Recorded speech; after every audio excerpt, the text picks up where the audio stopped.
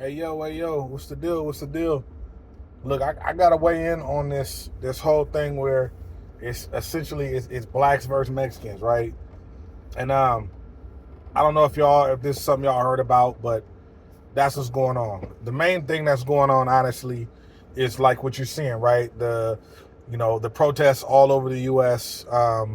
About resisting, about no King's Parade, how ICE is snatching folks up, and doing what they do, right? There's a lot of content around Instagram, around TikTok, and all that from what I'm seeing. I don't have a TikTok account myself, but this is what I'm hearing, right? Instagram is on there. It's on, to be honest with you, it's everywhere. Facebook, all that. And basically you'll hear stuff like, you know, basically stuff that's talking about how black and Latinos should not be having each other's back. And then you'll hear stuff that's saying the opposite, right? Blacks and Latinos should have each other's backs. And, you'll hear Mexicans did this for us, and you'll hear we did this for Mexicans, or we hear Mexicans don't do nothing for us, and then you hear Mexicans say blacks don't do nothing for us, right?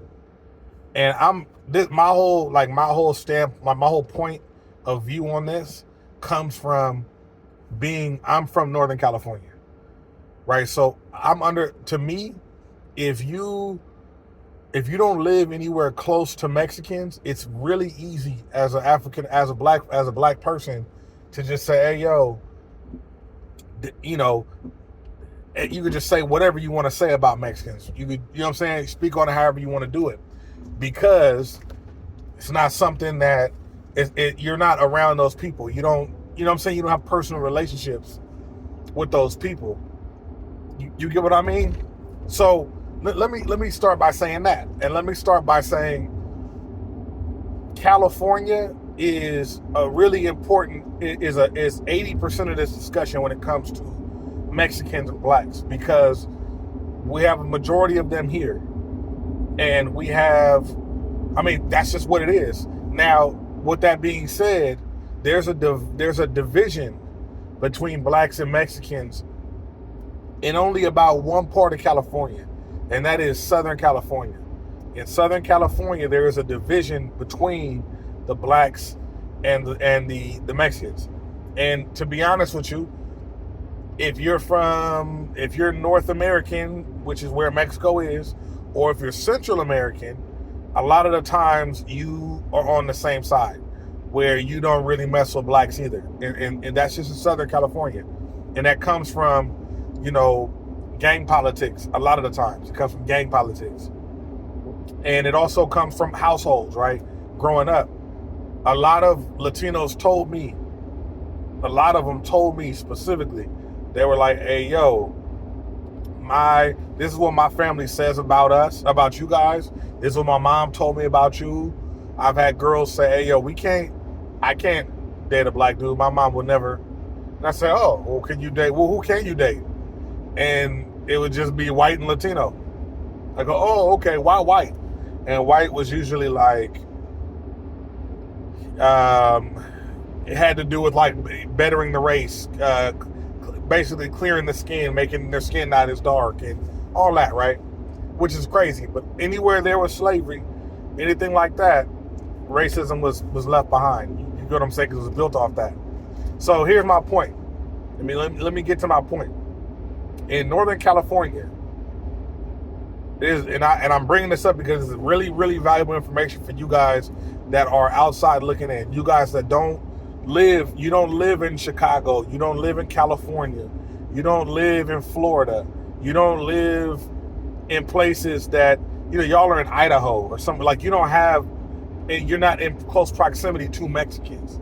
And what I don't mean you had 3 or 4 when you was in high school. I'm talking about if there's not a lot of Mexicans in your or a lot of, at least Latinos in your city, then this discussion, this is for you to hear, right? And you can feel how you want to feel, because at the end of the day, when we talk about Mexican and black, Mexican versus black and all that, if you're black, you hold them. This is partly your discussion. as much as it is mine. You get what I'm saying? But what I'm telling you is my point. My standpoint on this is a lot. It has a little bit more education in the matter, a little bit more. You can dig up historical facts, which is okay. History is history. History is cool, whatever. But lived experience is also really important. So again, in Northern California and in Southern California, it's different. Where I'm from in Northern California, up here, specifically, I'm from the Bay Area. So up here, here's the thing. You're gonna have, you'll have, you're running into stuff every now and then, but our neighborhoods, black neighborhoods, have Latinos in them. You'll have a sprinkle of Polynesian people in it. You'll have a sprinkle, you might have a Filipino or two, maybe. But 9 times out of 10, there will be Latino people, specifically Mexican people, that live in your neighborhood if it's a quote-unquote black neighborhood. If you live in a neighborhood that's mostly Hispanics, then the ratio flips, and there'll be 9 out of 10, 8 or 9 out of 10 times there'll be Latino people. There'll be black people, a few black people living in that neighborhood, and that's just the reality. That's it. We live in the same general areas up here.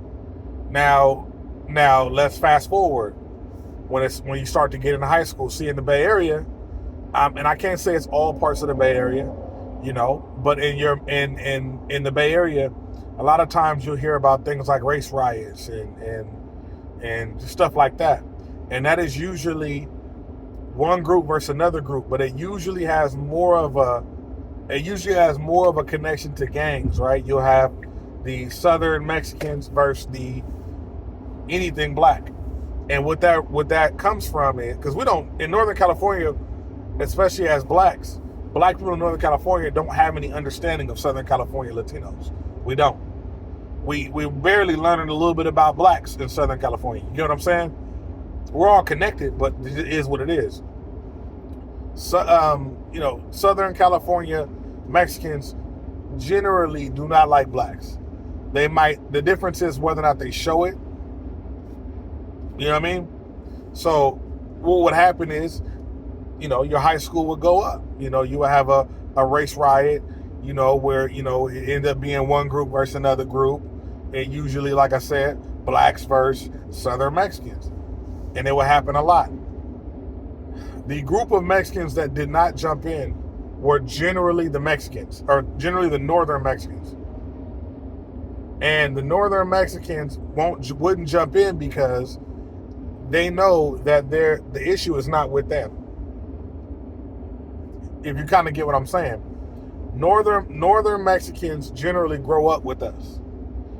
We eat at each other's homes. We some of them date some of them date black women. Some of us date Latino women that are Northerners, or from up there. You know what I mean? That don't get into the race politics.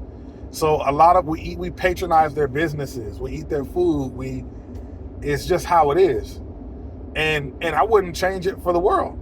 That's what it is. For me growing up, I have lots of fond memories with Latinos, neighbors, all that. Did I experience racism? Yeah, I did. But the overwhelming majority of my experience with Latino people was good. The racism that I did encounter was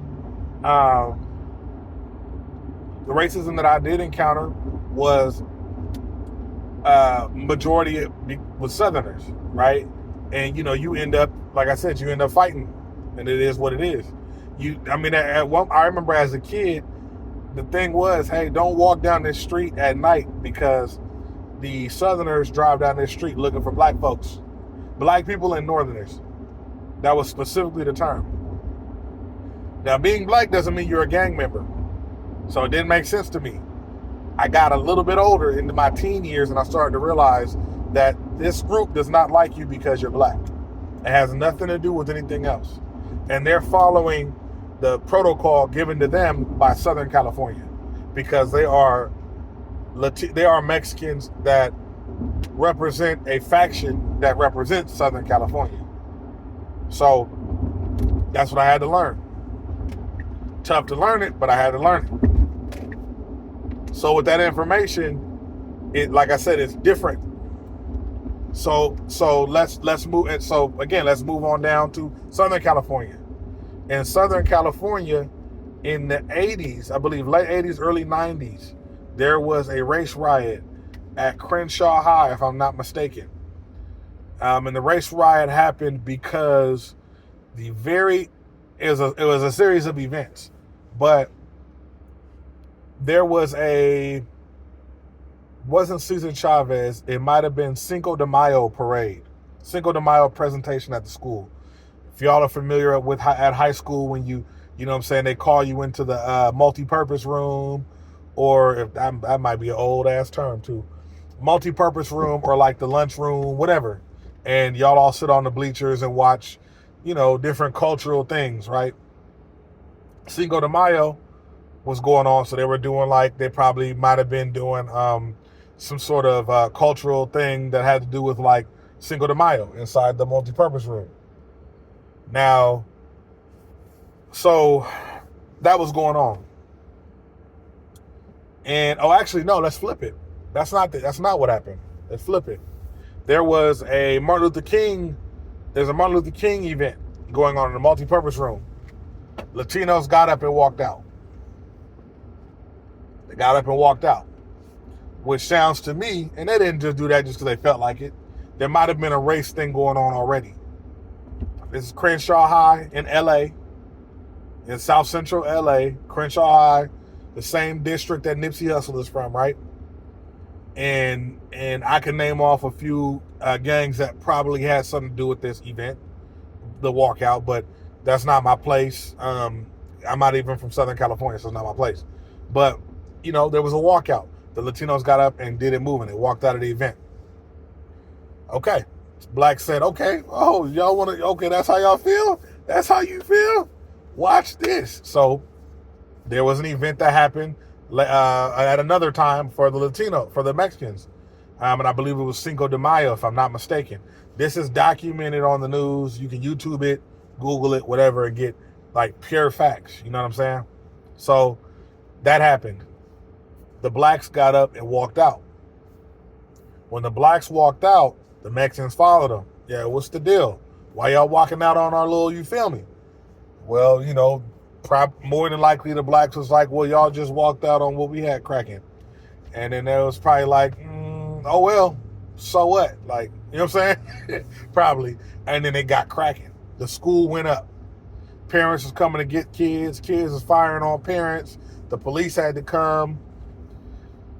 Not too long after that, it might have been the same night, next night, there was a unaliving that happened in a Latino neighborhood. The Latino neighborhood is called the Tortilla Flats in that particular. That's a certain neighborhood in LA that that's a faction of Southern Mexicans, right? And it happened as a result of what happened at that school, allegedly. Right? I'm not sure if police hooked that up or whatever, but that was allegedly what it was, right? So that caused a chain reaction. Now, there was already weird race things going on down there, but that right there caused the whole thing. So moving forward, you can imagine how Southern Latinos up north felt when they heard about that. Might have went up north too. I don't know. I was born in 88, so I might not have known. But again, that's an example of things that happen in Southern California. There are a bunch of stories I can give you of stuff I heard, specifically, and it depends on where you're from in the LA area. If you're from Watts, in Watts, it's a little different, because in Watts, a lot of the Latino factions and the black factions get along because they share the same housing projects, they share the same neighborhoods, they share all that, right? So for them, it's a little bit different, a little bit closer to how we have things up here, So for Long Beach, you know what I'm saying? Long Beach, very popular city. LA County, whatever. It's not LA, but it's Long Beach, it's not LA. Long Beach is a little bit stronger of a Mexican versus black thing going on down there. At one point in time, you couldn't even wear a white t-shirt as a black because there were particular southern Mexican factions in Long Beach that said, allegedly, they said, hey, if you wear white t-shirts and you black, we own you every time. You go outside, it's curtains. We own you every time. And that's what they said. This is allegedly what they said. You know what I'm saying? So this is something to make you think. That's nothing really that we've done up top, up north, up here. So for them down there, they have an entirely different outlook on this. A whole different outlook on this.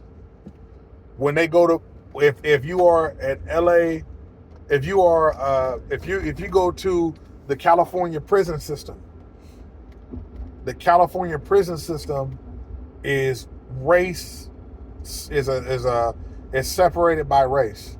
So when you get there, how it goes is you have the others, which is, Asian, Pacific Islander, Native American, Indian, all that stuff, right? You have blacks, and you have Latinos, and you have Paisas, and you have whites. That's it. That's what you got. The whites and the Mexicans generally, and I'm sorry, let's break down the Mexicans. You have Southern Hispanics and Northern Hispanics. The Southern Hispanics pretty much clicked up with the whites. You know what I'm saying? I'm using the terminology from them. So this is just me explaining to you how things are different in California. Hopefully y'all don't have to experience that or find out about that firsthand, but I'm explaining to you why this discussion is different depending on where you're from. It's different depending on your lived experience. So for me, I'm not going to let myself hate a whole group of people. I can't. It's difficult because I have not done that historically. My lived experience, when I was 4 years old, Anna babysat me. She was from Guatemala. She babysat me. And my little sister. She started cooking lunch when we got there at like 7. The house smelled amazing. Extremely caring, extremely nurturing. If I could duplicate her, that's who would take care of my son right now. Amazing. You know what I'm saying? So that's kind of my point, y'all. Now, in terms of, feeling protected, feeling cared for, cared about, whether or not they, you know what I'm saying, whether or not they patronize our businesses. To be honest with you, from what I know about Mexicans, I don't know much about everybody else. In California, we don't have a whole lot of Puerto Ricans, Dominicans, Cubans, anything like that. We don't have a lot of that. And if we do, they're mixed with something else. You know what I'm saying? It's just not we have a lot of. I grew up around a lot of Mexicans, people from Nicaragua, people from Guatemala, people from El Salvador, people, all that. That's where they come from. And it's cool, whatever. But my experience around Mexicans is that they generally, the ones that I know generally, are very caring people. They take care of you. They lead with respect. It's about respect. About respect. I open doors for people all the time. When I open doors hold a door open for a Mexican man, a Latino man, he's seemingly Mexican. I don't ask him, but you know what I'm saying? When I open that door, thank you, very clearly, thank you. I do the same thing for somebody else of another race, even my own. They don't even look at you. Don't know why it is what it is, though. but I notice that they lead with respect. I would say this: there are many racist Latinos, racist Mexicans, all that, and I've experienced them, some of them, and they don't represent the vast majority. I'm gonna tell you that. Do I expect them to take a stand for blacks? No. And I don't think that they should expect us to take a stand for them. What we can do is do what the hell we want to do. That's what we can do. If you feel like you need to jump into this and be active and protest and do your thing, then do that. I shouldn't have to tell you to do that. You know what I'm saying? Do that. If that's how you feel, do it. If you don't care, then don't do it. If you don't feel protected, right? If you don't feel like they'll do the same thing for you, then don't do it. That's my perspective on that. For me, I'm not about to spread Latino, Mexican hate and all that. I'm not going to do that. But what I will do is when they say stuff like, we've never been racist, all we've ever done is support you, I will remind them that that's not all that you've ever done. But at the same time, I don't claim that that's all I've ever done for Latinos, right? I've fought many Latinos, right? And it is what it is. Have I ever disrespected their culture? No. Did I go outside looking for Mexicans? No. That's never what happened. The majority of what I've done was protect myself. But again, I've had enough positive experiences in my life with Mexicans, enough to where I don't need to feel a particular way. I don't need to do that. Like, for what? You know what I'm saying? I'm not finna, that's not finna happen. Me personally, I care about their culture. I care about the language. I care about the food, the people, all that. I did a video a while ago. If you guys check it, it was a while ago. It was months ago, where I talked about my basically my first legit girlfriend. Her family was from Nicaragua, and there was a whole culture shock scenario that happened, right? But what ended up happening was she essentially told me, that black people don't have any culture. That woke my game up. That type of stuff right there is obviously not racism, right? Because they don't hold enough infrastructure to hold us down. But it is definitely bigotry. For sure, bigotry. For sure, when you hate a group of people, let's hate a group of people. Or for sure, when you don't care about a culture. A lot of Latinos do not care about black culture, and they don't see it as culture. They don't value it.